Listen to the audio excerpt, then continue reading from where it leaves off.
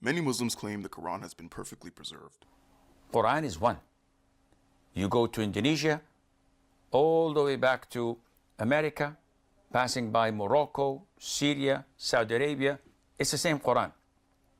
Even if we were to burn every single copy of it, the following day, more than 100 million person who memorized the Quran would sit down and write it to the exact same dot.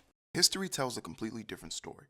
According to Sahih al-Bukhari 4987, Uthman, the third caliph, burned all competing Quranic manuscripts and enforced a single version compiled by Zayd ibn Thabit.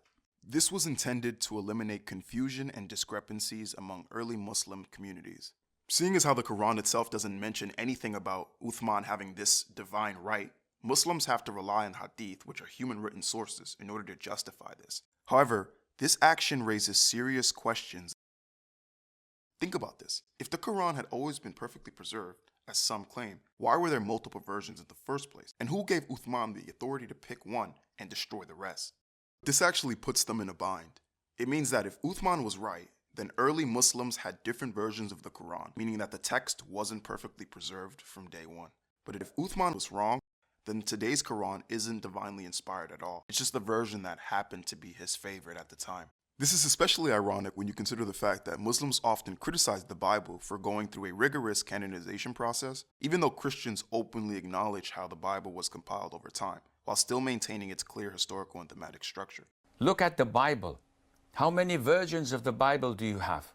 Hundreds and thousands of different versions that they update, change certain words according to their liking. Meanwhile, the Quran has a completely different story. It jumps between topics with no clear order. And when the Quran was collected as a book in the lifetime of Abu Bakr radiallahu anhu, the first Khalifa, this was the man. This is the same person who we know through first-hand sources, primary sources, that he had memorized the Quran and he had written down the Quran. Him and these companions, when they got together to preserve the Quran, this was not something done 50 or 100 or 200 years later.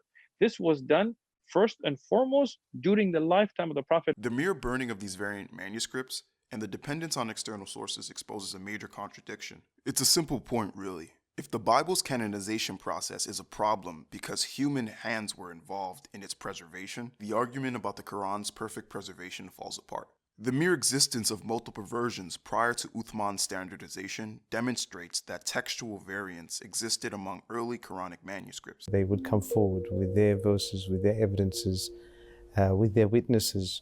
Absolutely very public affair. And that's why Sayyidina Abdullah ibn Mas'ud's objection is a public objection. And if anything, that shows us that this was not something done behind closed doors, but rather it was in a very open and public.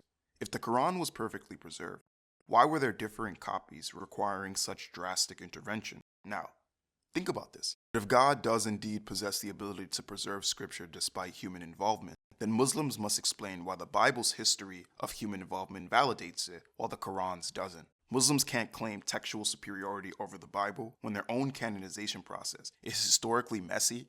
Uthman's burning of competing Qurans and the standardization of the Quran itself show human involvement. So if human intervention makes scripture unreliable, doesn't that mean that the Quran fails its own standard?